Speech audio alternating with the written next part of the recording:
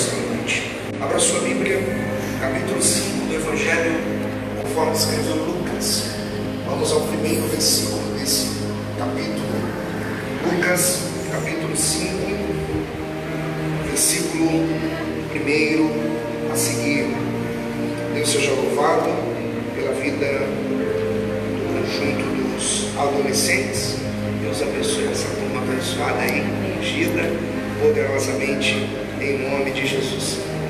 Capítulo 5 do Evangelho de Jesus, conforme Lucas.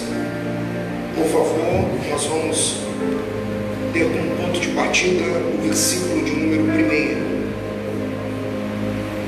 Todos encontraram? Diz assim o texto bíblico. Se tiver alguém do seu lado sem a Bíblia, convide essa pessoa para ler juntamente com você aí. Seja gentil. E aconteceu que, apertando a multidão para ouvir a palavra de Deus, estava ele junto ao lago de Genezaré, e viu estar 2 barcos. Quantos barcos? 2. Quantos barcos? 2. Junto à praia do lago. Os pescadores, havendo desembarcado, estavam lavando as redes, e entrando num dos barcos, que era o de Simão, pediu-lhe que o afastasse um pouco da terra, e assentando-se, ensinava do barco a multidão.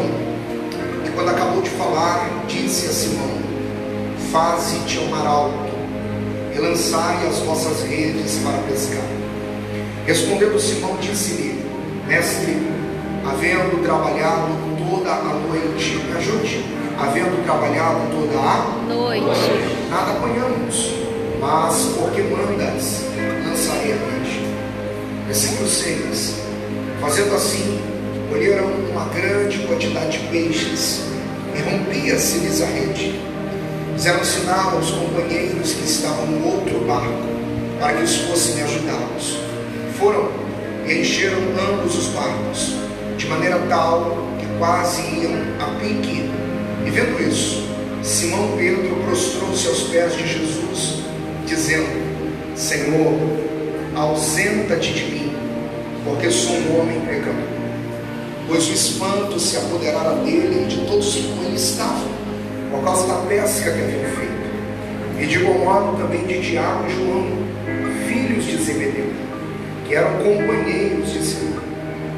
Disse Jesus a Simão: não temas, de agora em diante serás pescador de almas. E levando os barcos para a terra, deixaram tudo e o seguiram. Quantos dizem amém? Antes de você fechar a sua Bíblia, eu quero falar hoje sobre esse barco do texto. Na verdade são 2. Por 6 vezes, quantas vezes? 6. Por 6 vezes a expressão barco, seja no plural ou no singular, ela aparece nesse texto. Confira isso comigo no verso de número 2. A primeira vez que a expressão barco aparece, por incrível que pareça, ela aparece no plural. Me ajude você. E viu estar 2? Me ajude. 2. Versículo 3 é a segunda vez que essa expressão aparece. E entrando num dos, ainda no versículo 3, na parte B, que era o de Simão, pediu-lhe que o afastasse um pouco da terra, e assentando-se, ensinava do. Vamos conferir agora a 4ª vez que essa expressão barco aparece. Vamos ao versículo 7. Versículo 7.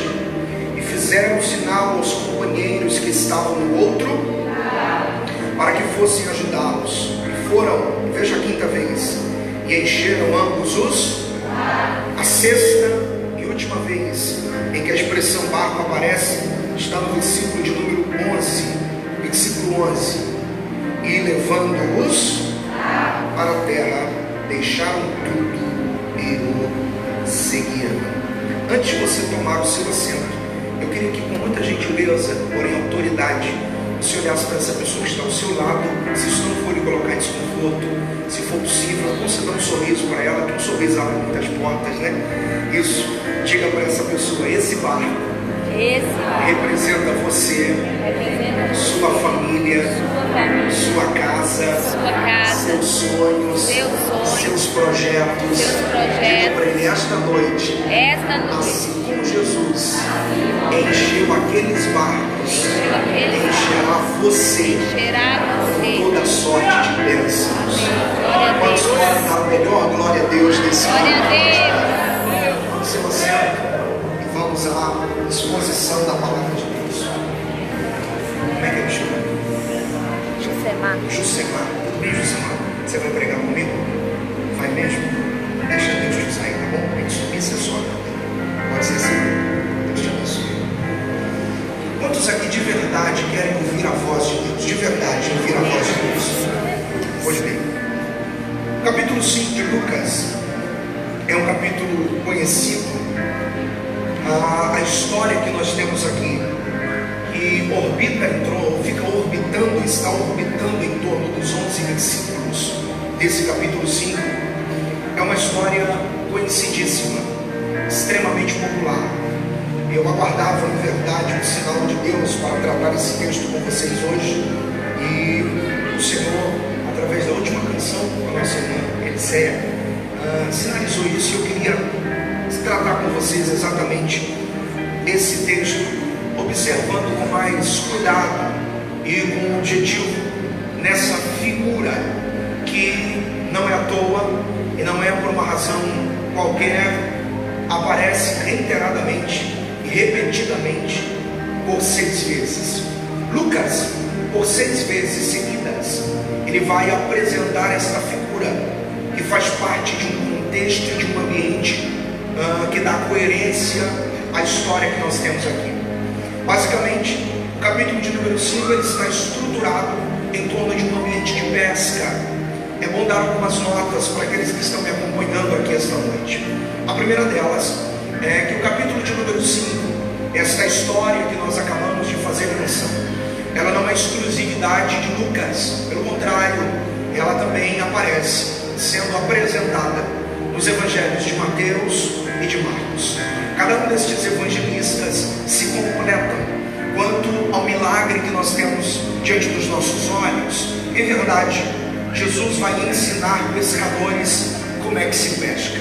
Por mais que isso seja estranho, porque quando você utiliza a expressão pescadores, partimos do princípio de homens que são peritos no que fazem, que sabem o que estão fazendo e que têm capacidade de fazer o que estão fazendo.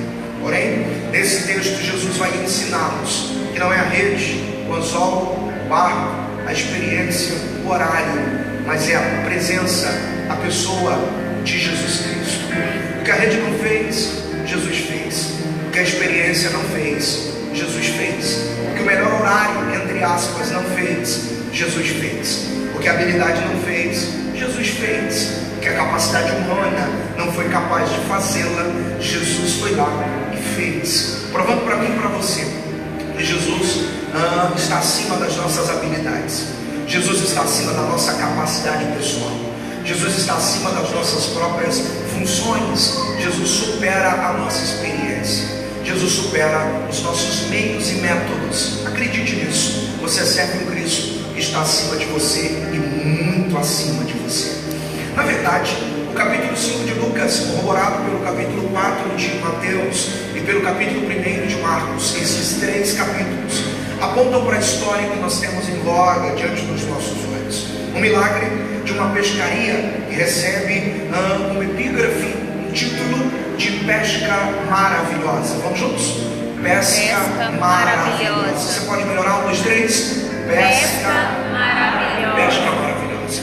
Esse ambiente de pesca, esse ambiente que envolve barco, rede e em alguns momentos anzol, é algo comum nos evangelhos. Vez por outra, Jesus está envolvido nesse tipo de trabalho. Vez por outra, Jesus está cercado por pessoas que desenvolvem a função da pescaria.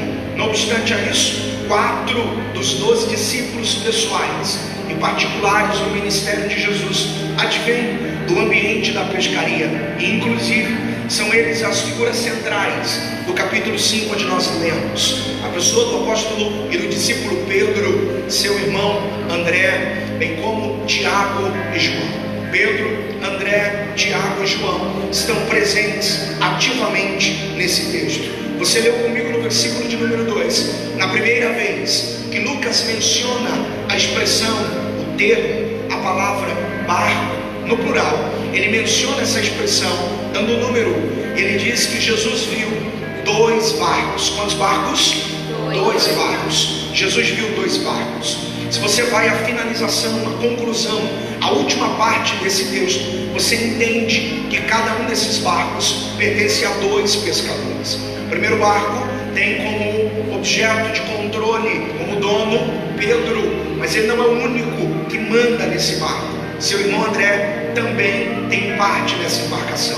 Isso é tão verdade que nas palavras de Mateus, contando esse mesmo milagre, vai mostrar Pedro e André, Simão e André, nesse barco descendo e lavando as redes. Em outro momento, esse segundo barco, se o primeiro pertence a Pedro e André, o segundo, por outro lado, pertence a Tiago e João, assim como Simão e André, assim como Pedro e André são irmãos, Tiago e João também o são. Bem da verdade, nós estamos diante de um texto que expõe algumas lições sobre esses 2 barcos, esses 4 pescadores que sobrevivem e que vivem da pescaria e fazem do mar da Galileia, ou nas palavras de Lucas, do lago de Genezaré, o objeto que traz a eles o recurso necessário para manter a sua casa viva. Ora, é dessas águas que eles tiram o seu mantimento. É dessas águas que eles tiram a provisão diária, semanal e mensal para a sua família e para a sua família. É dessas águas que eles produzem, ou arrancam, extraem delas toda a bem-aventurança conectada à sobrevivência da sua parentela. É bem verdade que esses homens dependem e muito do mar da Galileia, do mar de Tiberíades ou do lago de Genezaré. Esses 3 nomes falam do mesmo território. Esse ambiente que Lucas chama de lago de Genezaré é o ponto de encontro desses pescadores. Esse texto vai nos expor algumas lições. Isso, claro, para aqueles que estão me acompanhando aqui, isso começa a fazer sentido a partir de agora. Uma das lições centrais que nós temos nesse texto aparece demonstrando um controle, um domínio, a soberania absoluta de Deus. Venho a resplendor esta noite, essa festa dos adolescentes, lhes lembrar que Deus é soberano. Deus não é servo do homem, pelo contrário, o servo é o homem, o Senhor é o nosso Deus.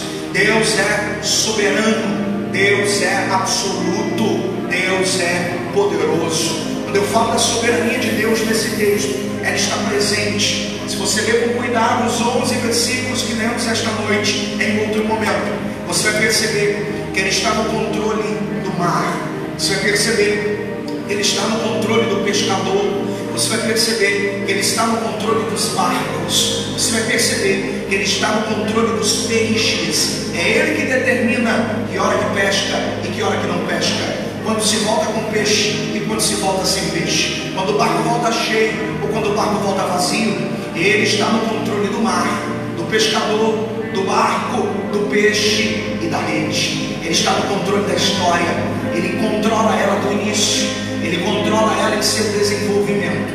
E Ele a controla em sua conclusão. Acredite nisso. Deus está nesses 11 versículos mostrando para mim e para você que Ele está no controle desde o começo. Ele está no controle enquanto a história está acontecendo. E Ele está no controle para que a história termine com um final feliz. Aleluia. Eu estou falando a uma igreja bíblica, espiritual e inteligente. E perceba isso. Deus controla o início da história. Deus controla o meio da história. E Deus controla o fim da história. Na verdade, só vai ter fim porque teve começo. E quem começou não foi o pescador. Quem começou não foi o pescador. Quem começou isso aqui foi Ele. Foi o Senhor. Foi o Deus dessa casa. É o Deus dessa palavra. Deus desse altar. Deus da sua vida. O Deus desse culto. O Deus da nossa adoração. Você está me acompanhando, bate bem nisso no seu coração. Ele está no controle desde o começo. Ele está no controle do desenvolvimento da história. Ele está no controle no fim. E eu estou falando com alguém que está me acompanhando aqui. A sua história só teve começo porque Deus decidiu começá-la. A sua história só teve um início porque Deus decidiu iniciá-la. A sua história só teve um ponto de partida porque Deus decidiu começar essa história. Não foi você que começou essa sua história. Não é uma decisão dos seus pais. Essa sua história não é uma decisão sua. A sua história é uma decisão do autor e consumador. Autor e consumador. Autor e consumador da nossa fé. Quem tem uma palavra de louvor ao Todo-Poderoso nesta noite? Esse texto apresenta o Deus que nós servimos. O nosso Deus é soberano. A igreja que puder, me ajude bem forte. Vamos lá, juntos. O nosso Deus é soberano. Você pode melhorar? Você pode melhorar? Vamos lá? O nosso Deus é soberano. Está no controle do início da história. É por causa dele que ela se desenvolve, e é porque ele está controlando que ela termina, manifestando que ele controla peixes, que ele controla as águas, que ele controla barcos, que ele controla rede, que ele controla pescadores. Acredite nisso. Eu não vim esta noite lhes falar de um Deus que está indiferente, assentado no trono de costas para esse culto e para a sua vida. Não, eu vim lhes falar de um Deus que participa da sua história, que tem interação com o seu culto, que interage com a sua adoração, que interage com a sua vida. Ele poderia muito bem deixar esses pescadores com rede vazia, barco vazio, resolverem os seus problemas, mas ele decide entrar na história. Ele decide dar um novo rumo à história. Ele decide construir um novo final para a história. Ele decide intervir na história. Estou falando com alguém. Ele decide entrar para mostrar que se conosco e no nosso domínio a história terminaria com um sinal trágico e com um final terrível, na mão de Deus a história termina com um testemunho. A história termina com uma razão para glorificar. A história termina com uma razão para dizer: ele mudou a minha vida. E eu começo essa introdução de mensagem lhes afirmando: se as coisas ainda não melhoraram, é porque não chegou o final. Deus está entrando na sua história. Deus está entrando na nossa história. Alguém recebe, crê, toma posse. Aleluia. Se você puder me ajudar a continuar, eu queria que você me ajudasse, se for possível. Diga para essa pessoa que está ao seu lado: Deus está entrando na sua história. Diga para ele: Deus está entrando na sua história. Eu já começo a sentir graça para liberar essa palavra bíblica, real, profética e viva. Deus não só está entrando, como ele vai dar um novo final para essa história, como ele vai redefinir a maneira como ela se concluirá. Deus vai mudar o final, e o que para você parecia o fim, para Deus será o começo de uma nova página. Aleluia! Deus seja louvado. Quantos podem alçar as suas mãos e louvar o nome de Jesus? Essa história não só manifesta a soberania de Deus. Vem comigo aqui. Essa história não só manifesta a soberania de Deus, assim como também ela manifesta uma maneira nobre de se pescar. Essa história manifesta a maneira mais nobre de se pescar. Esse é o único texto que começa falando de um tipo de pesca e termina falando de um outro tipo de pesca. Olha para cá. Esse é o único texto que começa falando de um tipo de pesca e termina falando de um outro tipo de pesca. Ora, o material ou a ferramenta utilizada para pescaria aparece no texto por pelo menos 4 vezes. São redes. São o que, gente? Me ajude. São o que? Redes. No versículo de número 2, a rede aparece sendo lavada. No versículo de número 4, a rede aparece pronta para ser utilizada. No versículo de número 5, a rede aparece sendo colocada no barco para uma nova tentativa de pescaria. No versículo de número 6, a rede aparece cheia. Começou vazia, mas terminou cheia. Começou vazia, mas terminou cheia. Como é que começa a história dessa rede? Vazia, suja, porque precisou ser lavada. Se você ler esse texto da perspectiva de Mateus, Mateus vai dizer que a rede não estava só suja, porque quando Mateus fala de Pedro e André, Mateus diz que eles estavam lavando. Me ajude, igreja, estavam o quê?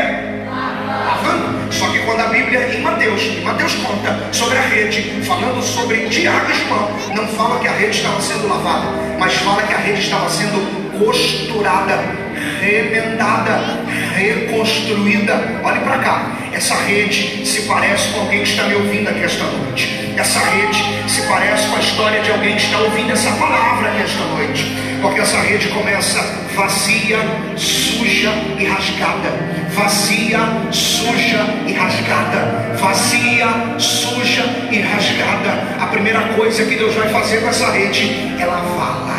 A primeira coisa que Deus vai fazer com essa rede é lavar ela. Vai tirar a sujeira, vai remover o que danifica, vai remover o que é impróprio, vai remover o que não é útil, vai remover o que não é preciso, vai remover o que atrapalha. Ele lava. E a segunda coisa que ele vai fazer, ele vai reconstruir o que foi rasgado. Ele vai dar novos nós, ele vai enredá-la novamente, ele vai reconstruí-la. Alguém está me acompanhando?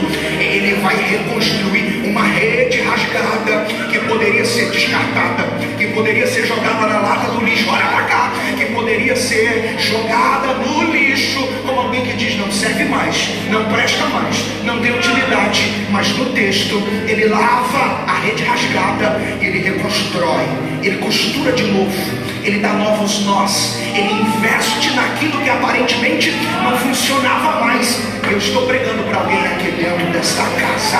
Primeiro ele lava, depois ele reconstrói, ele dá novos nós. E eu estou falando com você, ele não desistiu de você, ele não desistiu de você. Ele poderia pegar você, te embolar, jogar na lata do lixo existencial e dizer não serve para mais nada, vou descartar, vou jogar fora. Mas ele te põe esta noite nesse culto. Eu sinto a graça de Deus para pregar isso aqui dentro. Ele te põe aqui dentro dessa casa, diante desse texto, para ouvir essa palavra e dizer: eu estou disposto a reconstruir você, eu estou disposto a restaurar você, eu estou disposto a dar novos nós, a acreditar em quem ninguém acreditava mais, a usar quem pensava que nunca seria usado mais. E eu não sei para quem eu estou pregando esta noite, mas eu falo para os espirituais, eu falo para aqueles que vieram adorar a Deus, eu falo para aqueles que vieram louvar o nome do Senhor. Não há rede rasgada, não há coração rasgado, não há pecador sujo demais que ele não lave, que ele não reconstrua e que ele não use outra vez. Agora é para você levantar a sua mão e oferecer uma palavra de adoração a Deus. Aleluia. Levante assim a sua mão direita, se você puder me ajudar. Levante mais alto que você puder. Levante a sua mão direita mais alto que você puder. Aleluia. E receba a graça de Deus na palma das suas mãos. Receba a unção de Deus na palma das suas mãos. E ajude essa pessoa que Deus pôs ao seu lado. Toque ela, por gentileza. Toque ela, por favor. E diga: Ele está te lavando, Ele está te reconstruindo, Ele vai te usar como nunca antes, Ele vai te encher como nunca antes. Quem é que crê nisso? Quem é que recebe isso? Quem é que toma posse? Porque é a palavra de Deus. Oh, esse texto fala da soberania, esse texto fala da reconstrução, mas esse texto ensina a maneira mais nobre de se pescar. Se você leu com atenção o capítulo 5, do verso 1 a 11, você percebeu que esse texto fala de dois tipos de pescaria, dois tipos de pesca, dois tipos de pesca. Você pode me ajudar? Dois tipos de pesca. Dois tipos. A primeira pesca acontece do versículo 1 ao versículo de número 9. E se você saltar o versículo 10 e ir para o versículo 11, estes são os versículos que falam do primeiro tipo de pesca. Porém o versículo de número 10 fala de um outro tipo de pesca, e isso é para quem está ligado. Dois tipos de pesca, do versículo 1 ao 9 e o versículo 11 falam de um tipo de pesca. Porém no versículo de número 10 Jesus fala de um novo tipo de pesca. Olhe para mim. O primeiro tipo de pesca é o óbvio, é o que todo mundo conhece, é o que todo mundo sabe qual é. Qual é esse? Joga a rede, espera o peixe entrar, puxa, põe no barco, traz para a terra e desenvolve com ele as condições lucrativas que são necessárias. Se vende, se come, se dá, se oferta, enfim. Esse é o primeiro tipo de pesca. É jogar a rede, é jogar no anzol e tirar o peixe da água para ser morto. Agora o segundo tipo de pesca, quem está me ouvindo aqui, diga amém. O primeiro tipo de pesca é esse. O primeiro tipo de pesca é: se joga o anzol, se joga a rede, tira o peixe da água e leva para a morte. Mas Jesus disse, é Jesus que disse, não sou eu. É Jesus que falou que existe um segundo tipo de pesca. Jesus disse para esses homens: não temas, de agora em diante vocês serão pescadores de homens. Me ajude, pescadores de homens. Ora, o texto fala de um tipo de pescar. E o primeiro tipo de pesca que o texto fala é esse: é tirar o peixe das águas e levar para a morte. Mas Jesus está dizendo que existe uma outra maneira de pescar. Olha para mim, Jesus está dizendo que existe um novo jeito de pescar. Porque se a pesca natural se tira o peixe da vida, das águas, e se leva para a morte, Jesus está dizendo: a partir de hoje eu vou ensinar vocês. Olha para mim, a partir de hoje eu vou treinar vocês. A partir de hoje eu vou prepará-los para pescar de forma diferente. Até hoje vocês pescaram assim, tiraram o peixe da vida e o levaram para a morte. Mas se vocês vierem após mim, eu vou ensinar vocês a pescar homens. E nessa pescaria há uma inversão.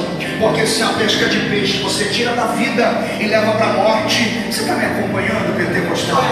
Se na primeira pescaria você tira da vida e leva para a morte, na pescaria do evangelho você tira da morte e leva para a vida. Você tira da morte e leva para a vida. Eu acho que é uma hora para nós louvarmos o Todo-Poderoso. Porque quem pesca peixe tira da vida e leva para a morte. Agora quem prega o evangelho, quem ganha uma alma, quem fala de Jesus, quem vive o que a Bíblia diz, está tirando alguém da morte, está levando ele para o caminho da vida, e da vida com abundância. Diga glória a Deus, ajuda a mandar sua alegria. Esse texto fala da soberania de Deus. Esse texto fala da reconstrução. Esse texto fala da maneira mais nobre de se pescar, que não é tirar peixe da vida e levar para a morte, mas é tirar da morte, aleluia, e levar para a vida. Mas esse texto não fala só sobre isso. Esse texto fala de uma ação imediata. Nós temos um barco. Na verdade, nós temos dois barcos nesse texto. Se você ler o texto, você vai ver que o texto começa com dois. Me acompanha aqui, vem comigo. O texto começa com dois barcos. Quando a expressão barco aparece no versículo de número 3, essa expressão que era plural e que apresentava dois, ela agora na sua interpretação ela passa por uma espécie de singular. Por quê? Porque Jesus não entra nos dois ao mesmo tempo. Isso é impossível. Jesus viu dois, mas entrou em apenas um. Jesus viu dois e entrou em apenas um. Você pode me ajudar, não pode? Jesus viu dois, mas entrou em apenas um barco. Obviamente, se você ler o texto, ele viu dois, entrou em um, assentou-se em um, pregou de um, navegou com um, encheu o primeiro. Mas se você pensa que Jesus parou no primeiro, você está enganado. Porque o texto começa com Jesus vendo dois, o texto desenvolve com Jesus entrando em apenas um. Nesse um que ele entra, ele se assenta. Desse um que ele entrou e assentou, ele prega. Desse um que ele entrou, assentou, está pregando, ele navega. Desse um que ele entrou, assentou, pregou, está navegando, ele enche de peixe. Mas se você pensa que Jesus parou por aí, olha para cá. Se você pensa que Jesus parou naquele, você está enganado. Porque o texto termina dizendo que ele encheu os dois. Que ele encheu os dois. Ele terminou de encher o primeiro, e o pescador do primeiro barco vai chamar o pescador do segundo barco. Olha para cá e vai dizer: vem, vem, porque eu encontrei o peixe. O que a gente procurou a noite inteira eu achei com esse homem aqui. O que a gente procurou a noite inteira ele me mostrou onde estava e encheu dois barcos. Diga comigo bem forte, se você puder me ajudar, diga bem forte: ele viu dois barcos. Diga bem forte: ele viu dois barcos. Encheu um e encheu o segundo. Diga bem forte: ele viu dois barcos. Encheu o primeiro e encheu o segundo. Olhe para cá, porque eu acho que isso é um motivo para nós darmos uma glória a Deus. Ele viu dois ele se envolve com dois, mas ele entra em um apenas. Ele se assenta em um, ele prega de um, ele navega com um, ele enche um, e depois que ele termina de encher o primeiro, é como se ele dissesse: avisa para o segundo que aquele que enche um enche dois, aquele que enche dois, eu estou aplicando, pode encher três. Você acredita nisso? Se ele enche três, ele pode encher quatro. Olha para cá. Se ele enche quatro, ele enche 5, 10, 20, 100, 200, 300. Deve ter alguém me acompanhando. Se ele enche 1, 2, 10, 20, 100, ele pode encher a todos aqueles que estão aqui dentro dessa casa.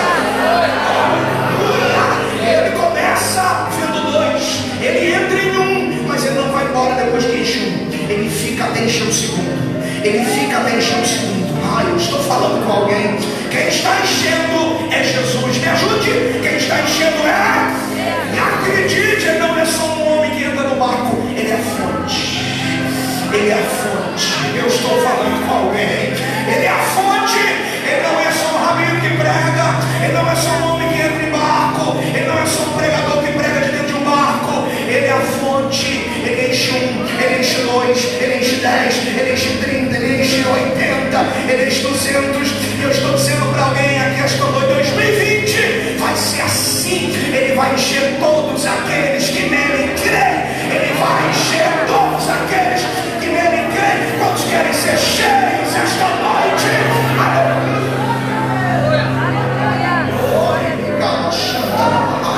Deixa eu fazer uma pergunta, porque eu percebi que eu estou dentro de uma igreja espiritual. Quantos estão sentindo que aquele que enche pode te encher hoje? Quantos estão?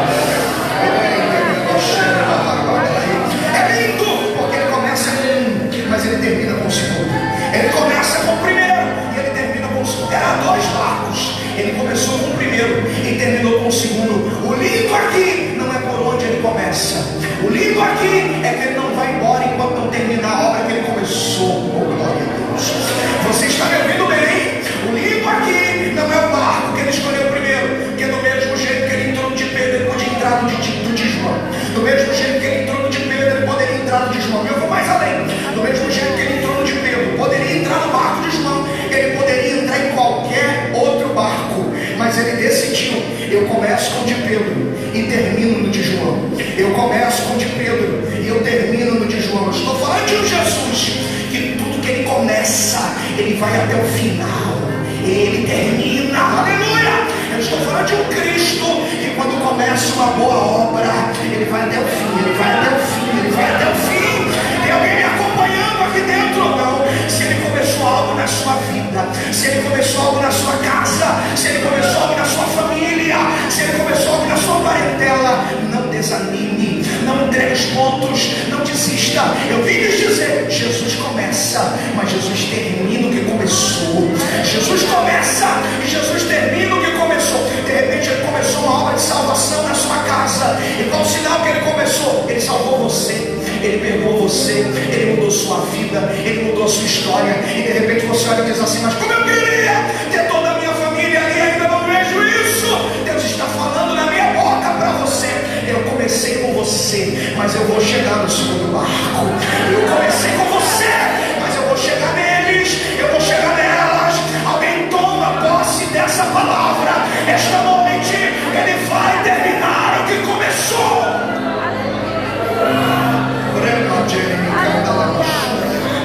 Quantos estão sentindo a presença de Deus aqui?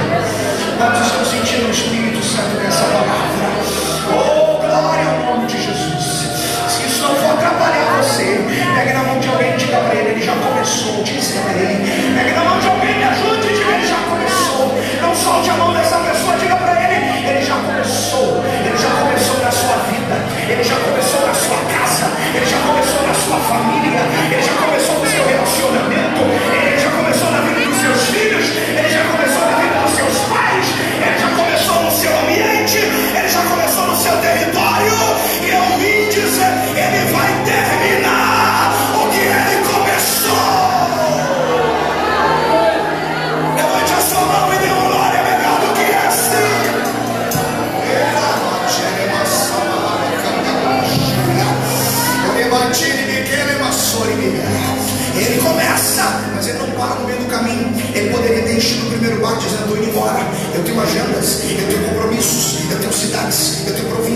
eu tenho vilarejos, mas ele foi até o final. Me ajude, ele foi até o final.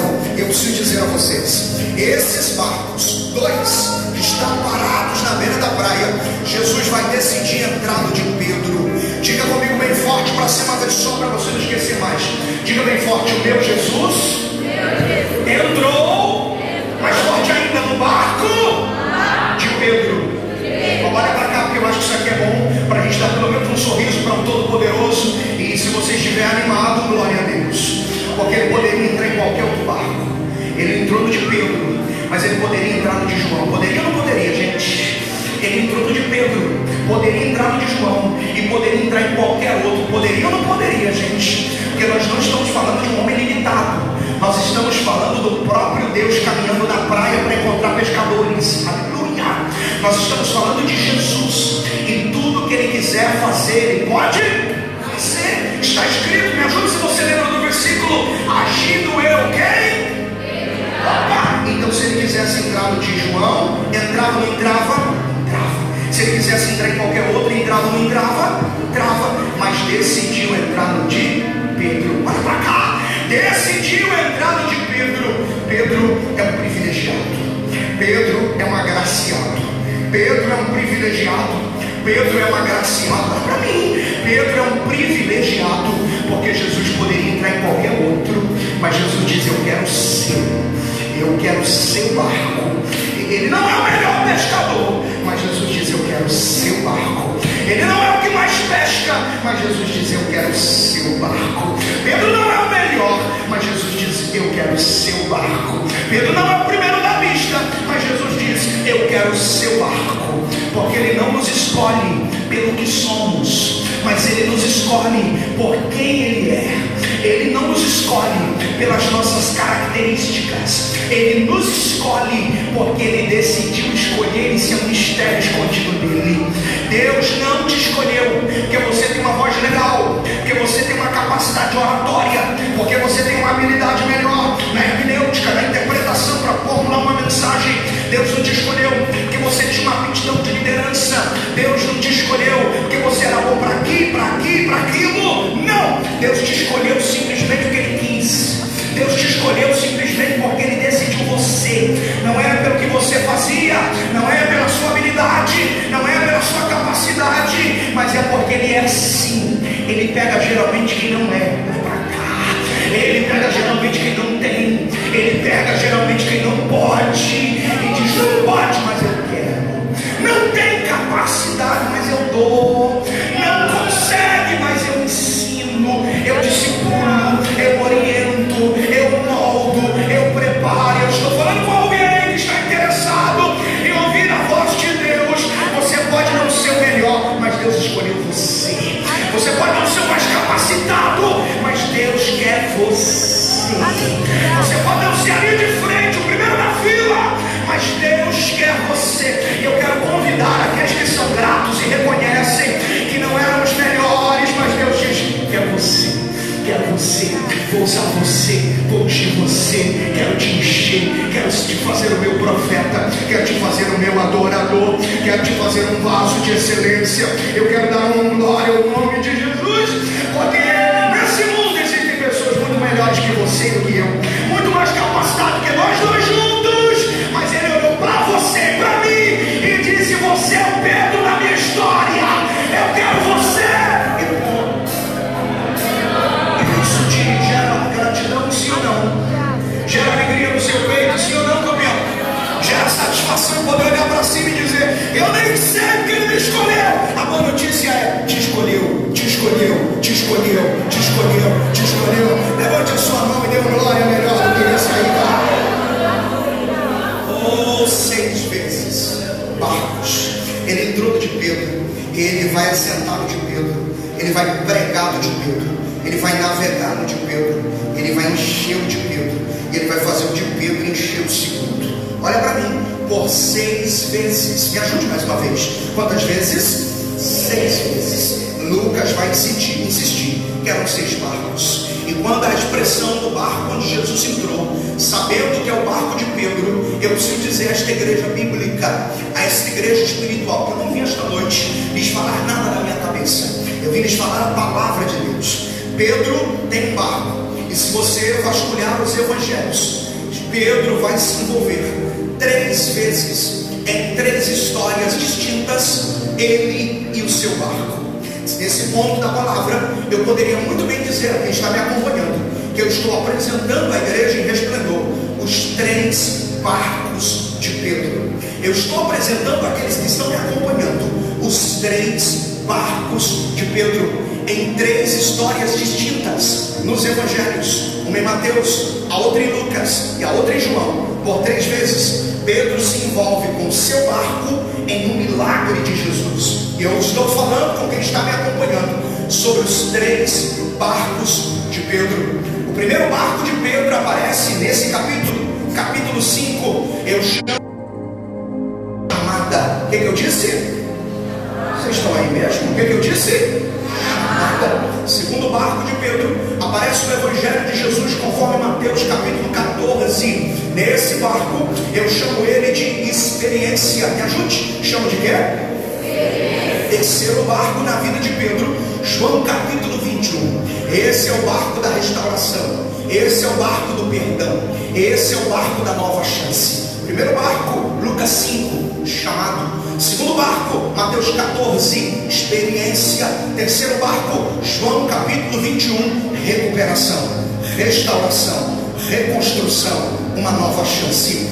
O primeiro barco na vida de Pedro, nós estamos diante do texto que apresenta ele. Nesse primeiro barco que eu chamo de chamada, olha para cá, nós temos um pescador que não conhece Jesus, que nunca foi ouvir Jesus pregar, que nunca participou de um culto com Jesus, que nunca ouviu a voz de Jesus nem no seu ouvido nem no seu coração. Olha para cá, eu estou falando de um homem que não sabe que em Belém nasceu o Salvador. Eu estou falando de um homem que não sabe quem é Deus, que não conhece os princípios fundamentais, que não segue a lei, que não está desenvolvido e envolvido diretamente com os princípios da religião. Estou falando de um homem completamente indiferente a quem é Cristo, completamente indiferente quem é o Todo-Poderoso, completamente indiferente sobre quem é o Senhor. Olhe para cá, você que está me acompanhando, e perceba isso.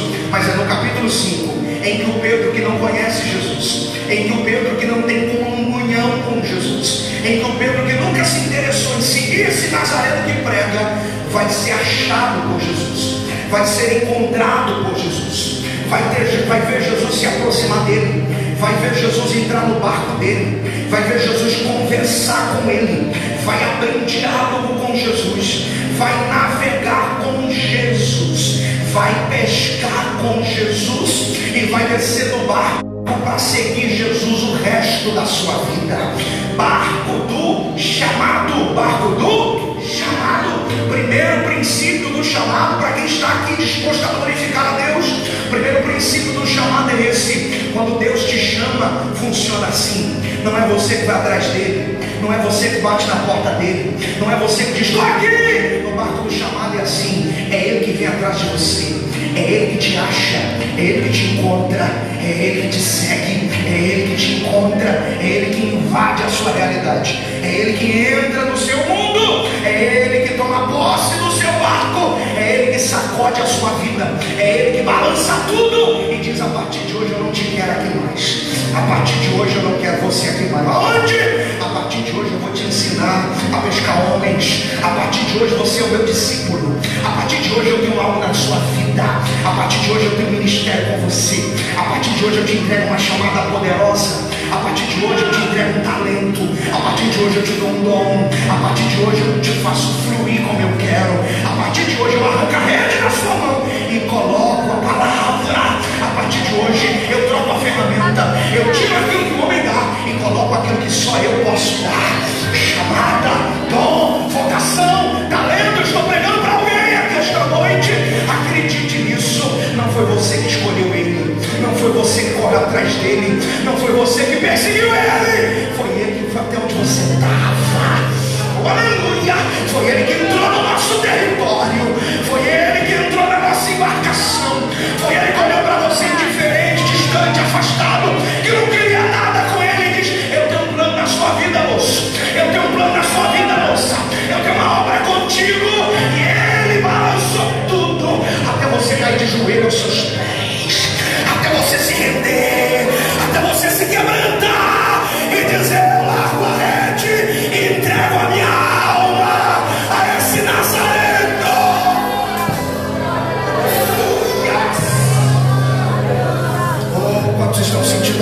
a glória de Deus aqui esta noite. Aleluia, aleluia, aleluia, aleluia. Eu sei que você está perto de alguém que precisa ser ajudado. Eu sei que você está perto de alguém que precisa receber essa palavra. Aponte o dedo para essa pessoa e diga para ele: Deus te chamou. Diga isso para ele: Deus te chamou. Aponte o dedo para essa pessoa e diga: não dá para correr, não dá para correr. Deus te chamou. Não é a sua vontade, é a dele. Não é a sua decisão, é ele que já decidiu. Não é você que diz: não estou afim. Ele diz: eu quero, é ponto final. E eu estou pregando para alguém aqui esta noite. Por mais que você diga não quero, por mais que você diga não tenho força, por mais que você diga não consigo, Deus está lhe dizendo: eu quero você, eu tenho um plano com você, eu tenho uma obra com você, e eu te arranco do barco e te coloco no meu propósito. Quantos podem levantar as mãos e dizer glória do tamanho da sua alegria?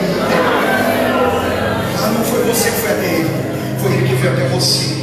Entrou no seu barco, entrou no seu território, entrou no seu ambiente, sacudiu tudo e disse: eu vim te tirar daqui hoje. E eu quero dar glória a Deus, porque quando Jesus chega para arrancar, ele arranca. Quando Jesus chega para tirar, ele tira.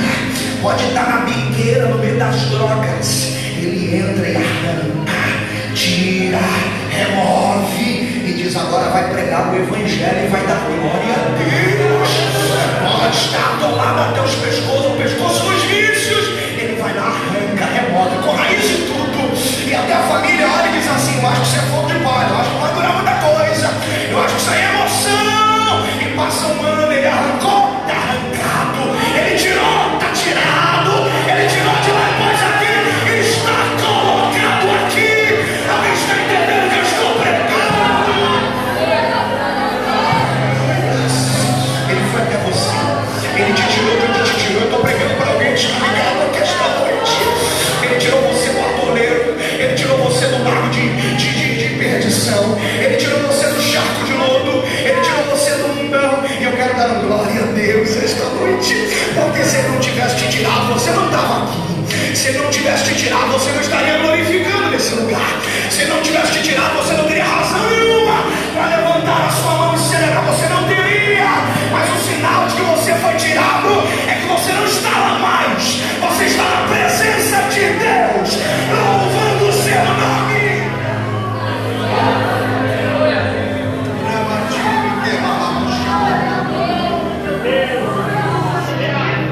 Bota no peito assim e diga: eu tenho um chamado. Diga isso com força, com vontade. Diga: eu tenho um chamado.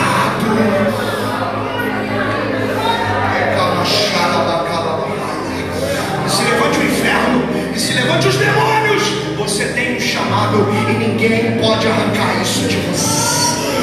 Você pode mudar de cidade, você pode mudar de estado, você pode mudar de país.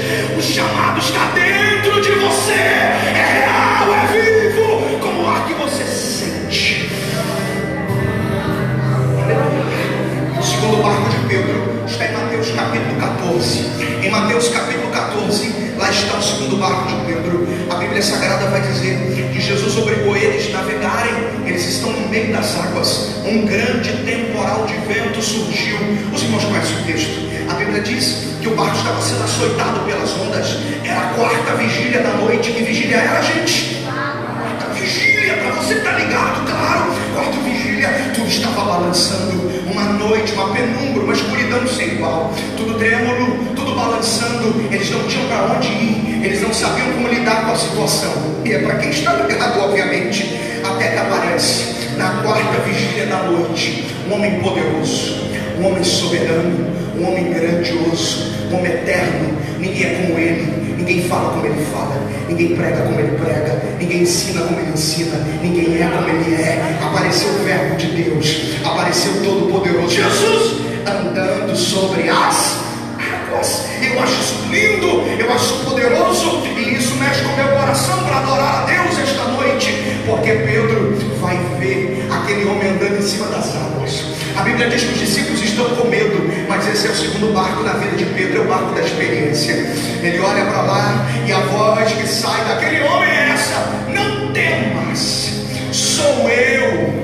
Ora, Pedro ouve a voz, reconhece, mas faz um teste. Pedro disse: é o Senhor mesmo, me manda ir ter contigo sobre as águas. Todos juntos, um só coral, vamos lá? Diga bem forte: me mande ir ter contigo sobre as águas.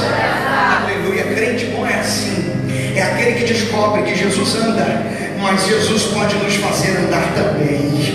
Jesus passa, mas Jesus pode nos fazer passar também. Jesus atravessa, mas Jesus pode fazer essa igreja atravessar também. Jesus caminha, mas Jesus pode fazer você caminhar também. Você está me acompanhando, pentecostal? A Bíblia diz que Jesus está andando, e já é maravilhoso ver Jesus andar. Agora imagine você, Pedro dizendo: se ao Senhor, me manda andar também, me faz andar também, me dá graça para caminhar sobre as águas também.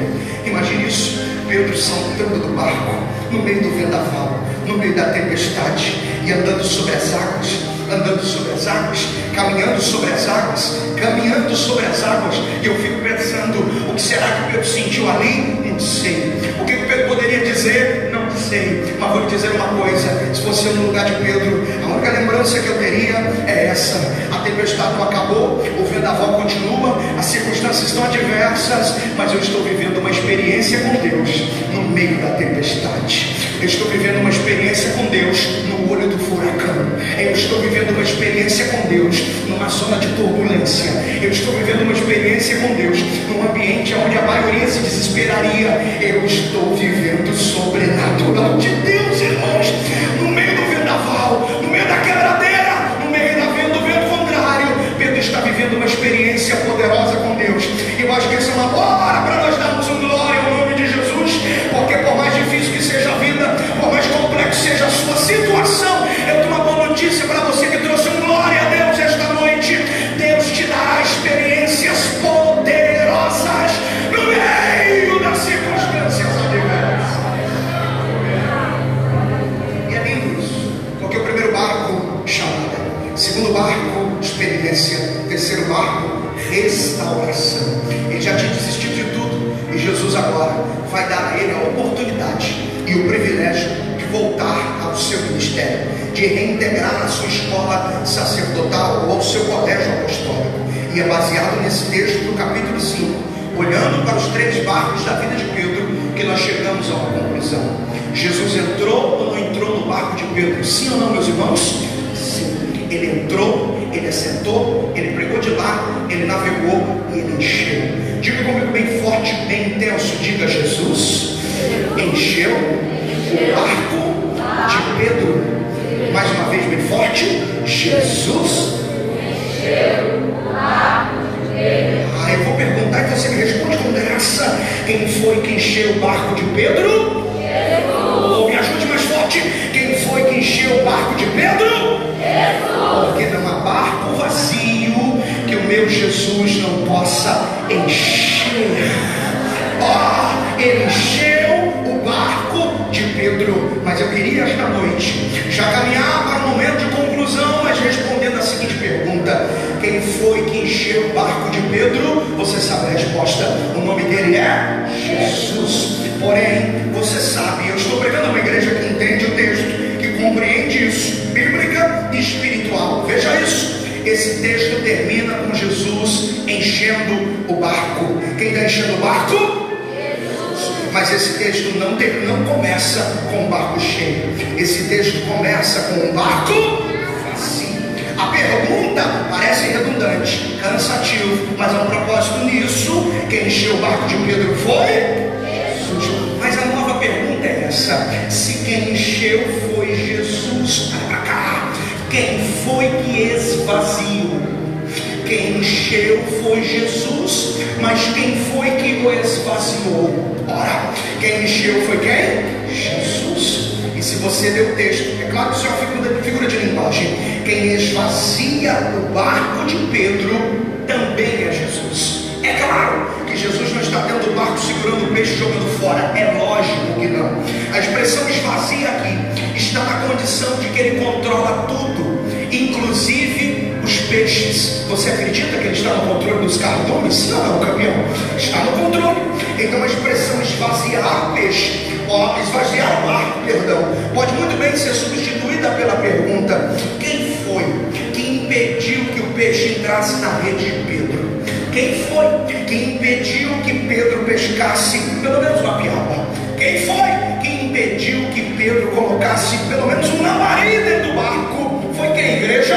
Jesus. Então você está dizendo que o mesmo que enche é o mesmo que esvazia. E a pergunta que eu me proponho a responder esta noite é essa: por que Jesus esvaziou o barco de Pedro? Por que Jesus esvaziou o barco de Pedro? Eu sei que é bom dizer que Jesus encheu, eu sei que é maravilhoso dizer que Jesus encheu, eu sei que é grandioso afirmar que Jesus enche. Só que antes de encher, Ele esvazia, Ele esconde o cardume, Ele impede o peixe de entrar na rede, Ele não autoriza nem um lambari cair na rede de Pedro. Por que Ele esvaziou? Olha para cá, eu estou falando um pouco espiritual, amém ou não, gente? Ora, a Bíblia diz que o Deus que enche é o Deus que esvazia.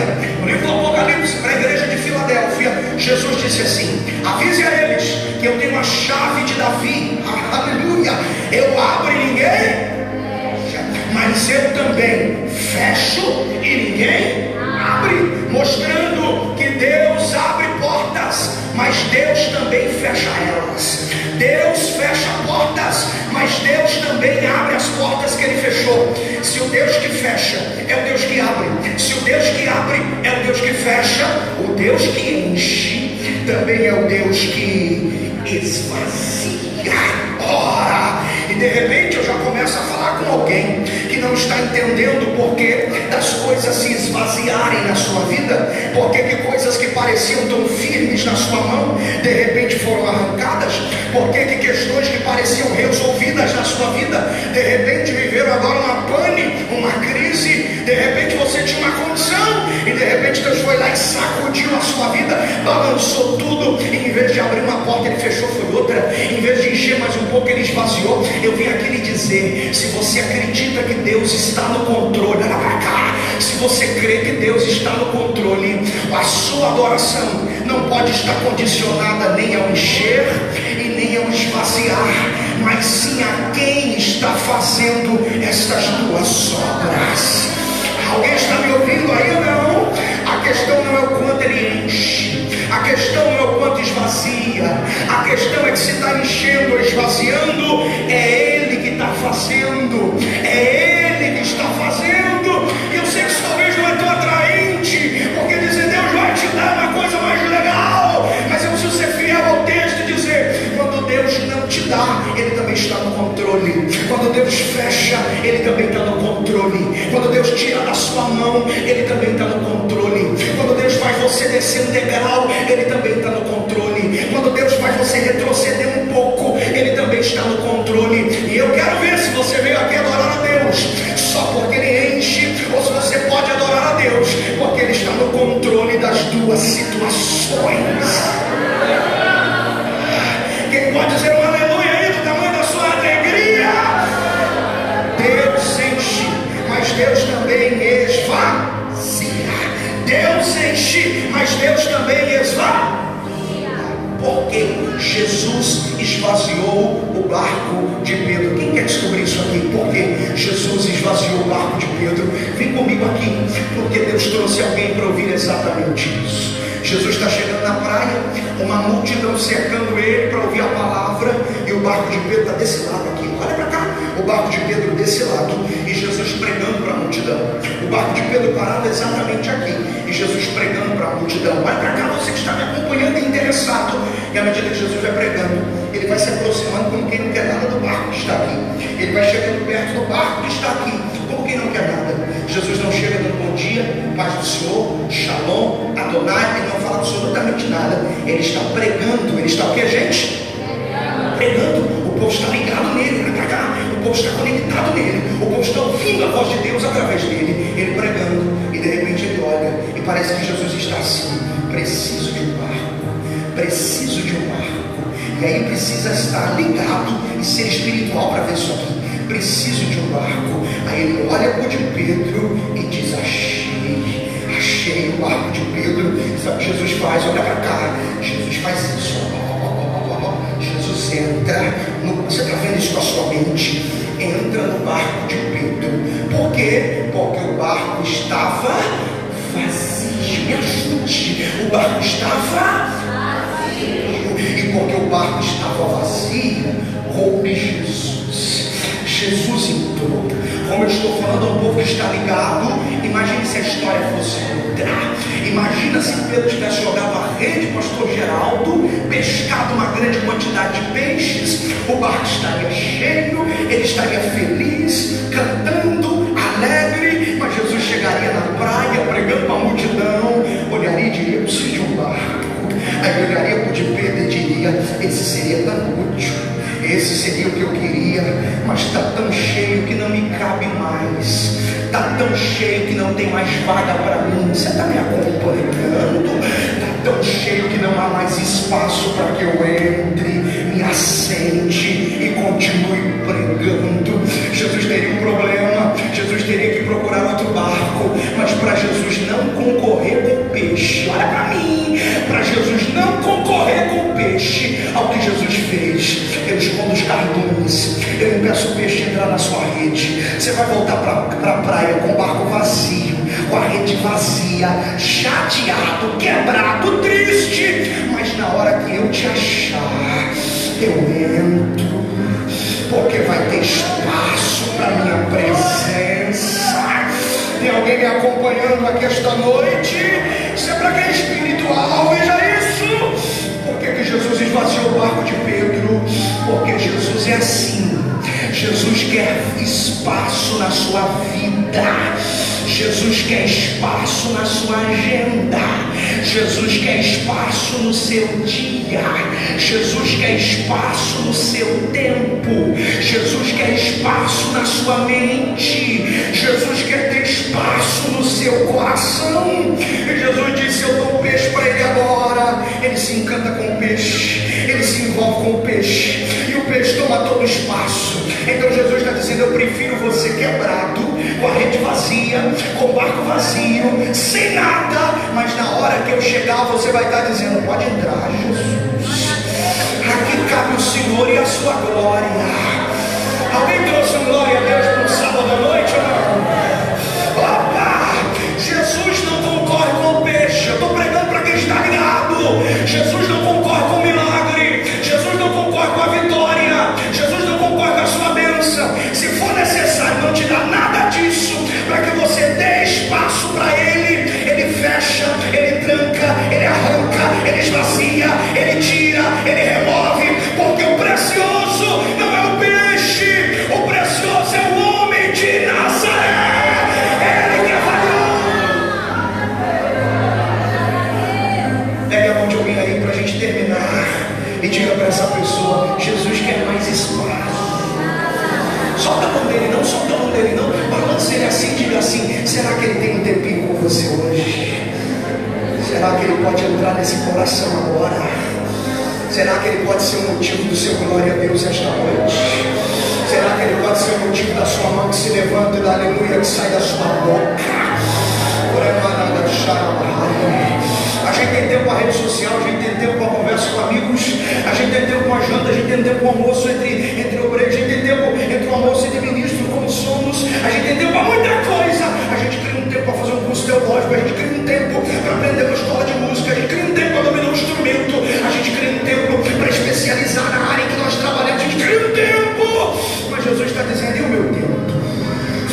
E o meu espaço? Ei, quando Jesus for o segundo, você perde o peixe que você quer. Ele tira da sua mão, ele arranca de você. Você vai olhar e vai dizer: mas estava aqui agora. E eu não estou pregando para as paredes aqui. Deus trouxe alguém para ouvir exatamente isso esta noite. Não foi o diabo que tirou, não foi o diabo que fechou, não foi o diabo que esvaziou. Até porque a sua vida não é do diabo, a sua vida é de Jesus. Quem manda nela é Jesus. Quem enche ela é Jesus, quem esvazia é Jesus. E por que ele fez isso? Para que hoje você tivesse razão para dizer: não tenho nada, mas tenho Ele, e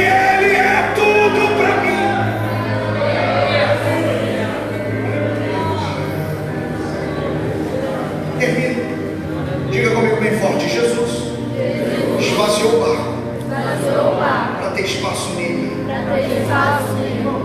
Jesus pode entrar em você. Parece intensa essa frase, não? Jesus pode ser Jesus dentro de você do jeito que você o ouve por fora. Ele entra no barco, se assenta e prega. Faz o quê? Faz o quê? Todos estão conectados nele ouvindo a mensagem. Ele acabou de transformar o barco numa plataforma onde ele prega. Eu estou falando com alguém. Até aquele dia, a única função do barco era: leva o pescador, traz o peixe. Leva o pescador. Vocês estão vendo comigo? Traz o peixe. Leva o pescador, traz o peixe. Naquele dia o barco descobriu que ele tinha mais uma utilidade. Quem está em cima, Jesus. Quem assentou-se, Jesus. E o que Jesus está fazendo? Então a estrutura é de um barco, mas a função é de um altar. Em cara de barco, mas está funcionando no texto como a plataforma onde Jesus sobe. Aí alguém me pergunta por que ele esvaziou. Eu respondo: esvaziou para transformar você no altar onde ele usa, onde ele desce, onde ele fala. Você trouxe um aleluia, acho que é uma boa hora agora. Por quê? Porque tem hora que Deus tira coisas de você para você se tornar mais dele. Aleluia. Agora ele pode usar a sua boca, amém ou não, querido? Ele pode usar a sua voz. Eu termino. Quando a gente está com o barco muito cheio, a gente não tem muita razão para celebrar, porque a vida está muito boa. Vocês estão aí ou não? Aí Jesus vai lá e faz isso aqui, ó, no peixe, lá fora. O que o senhor está fazendo, Jesus? Eu estou esvaziando. Para quê? Para que quando eu quiser usar, ele não tenha vergonha. Para que quando eu quiser usar, ele não tenha outras funções. Ele simplesmente se curve à minha presença e deixa eu subir.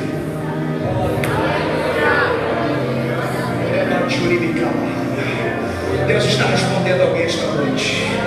É por isso que eu tirei o que tirei. É por isso que eu arranquei o que arranquei. Para que você a partir de então se torne plenamente meu. Eu faço com você o que eu quero. Eu faço em você o que quero. E faço através de você o que quero. E alcanço quem eu quero através da sua vida. Você não tem peixe, mas tem alguém maior que os cardumes sobre a sua vida. Está pregando.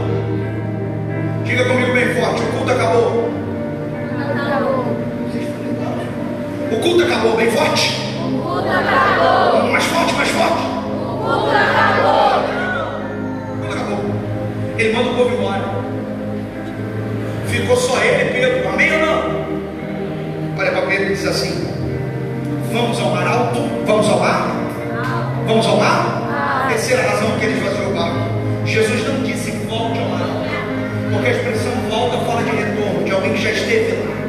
Jesus não diz volte, retorne, faça o mesmo caminho, não. Jesus disse vamos. Jesus condiciona o verbo ir numa condição única. Jesus está dizendo vamos a um lugar onde você nunca foi. Vamos navegar em águas mais profundas do que o que você navega. Vamos conhecer algo mais profundo do que o que você está acostumado. O que Jesus está dizendo? Essa vida de fazer tudo do mesmo jeito sempre vai ter o mesmo resultado. Mas se você deixar eu te levar para uma experiência nova, eu te levo para algo mais profundo. Olha para cá. Águas profundas vão exigir mais estrutura do barco, senhor. Quanto mais profunda a água, maior a onda. Quanto maior e mais forte a onda, maior o vendaval. Quanto mais profunda a água, maior o desafio. Vocês estão me acompanhando ou não, gente? Mas eu vim lhe dizer, a onda é maior, o desafio é maior, mas o peixe que está na água profunda é maior do que o da água rasa.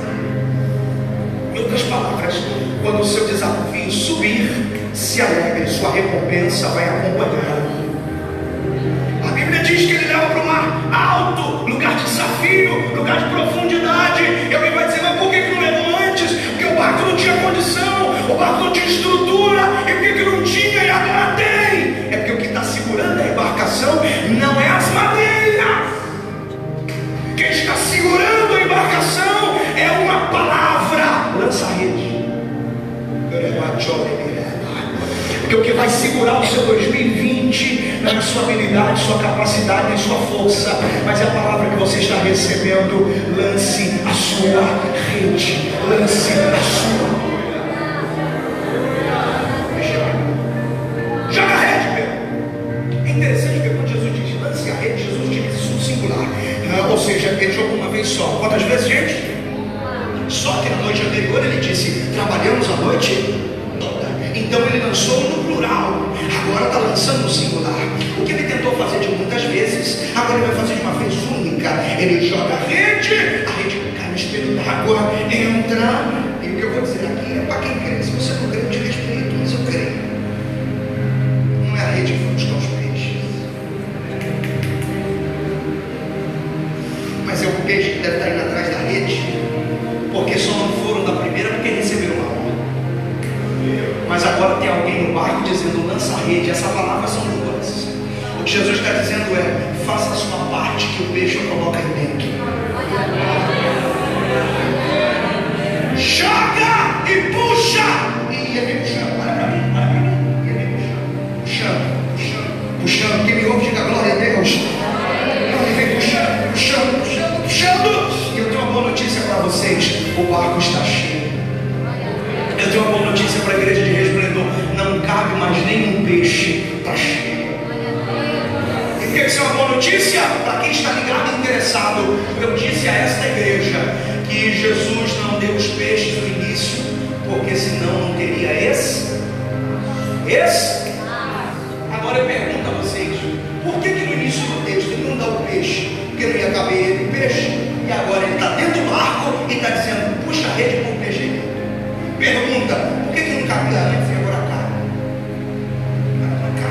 É o mesmo barco, é o mesmo Jesus, é o mesmo Pedro. Por que não cabia antes e agora cabe? Alguém trouxe uma aleluia? Eu não. É uma boa hora para você liberar para Deus. É que a questão aqui não é o espaço, a questão aqui é quem vai entrar primeiro. Eu vou esperar você entender. A questão aqui não é se cabe. A questão aqui é quem é que entrou primeiro na sua vida. Se o primeiro a entrar for o peixe, ele tira ele de você. Agora, se o primeiro a entrar for Jesus, ele põe o peixe e os cardumes. Fica de pé, por favor.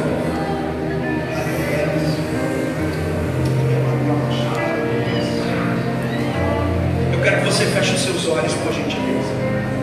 Eu quero que você segure a mão de alguém, por favor. Elisséia, você pode cantar esse hino novamente, por favor. Segure a mão de alguém. Aleluia. Eu quero que você feche os seus olhos, crente. Eu quero que você feche os seus olhos, meu. Eu quero que você segure a mão dessa pessoa e se conecte no trono. Por quê? Porque o texto começa com um barco vazio, mas o texto termina com um barco cheio. Você está com seus olhos fechados, a sua mente conectada. Quem esvaziou o barco foi Jesus. Mas quem vai encher o barco é Jesus. Eu termino a última resposta. Por que Jesus esvaziou o barco? Para enchê-lo como nunca antes. Para colocar lá dentro o que nunca tinha colocado naquela proporção. Em outras palavras, você pode conquistar algumas coisas, mas só Jesus pode te dar tudo que você precisa. Glória a Deus. Feche os seus olhos. Feche os seus olhos. Levante a mão do seu irmão assim junto com a sua, se você puder.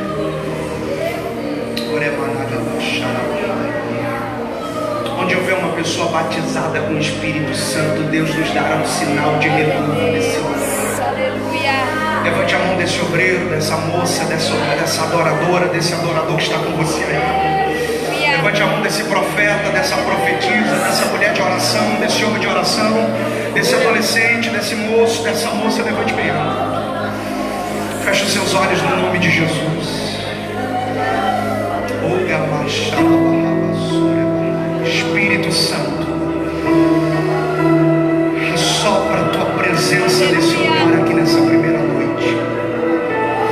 E aonde houver um moço, uma moça, um homem, uma mulher, batizado com o Espírito Santo, Senhor. Renove-nos em línguas estranhas nesse lugar.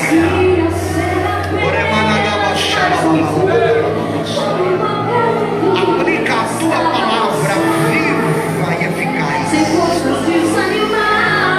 E aonde o Senhor esvaziou, Jesus, pelo poder da tua palavra, enche esta noite. Desde esse santo altar onde estão estes homens de Deus, até a porta desse santo templo, onde houver um coração aberto e uma boca dando glória ao teu nome.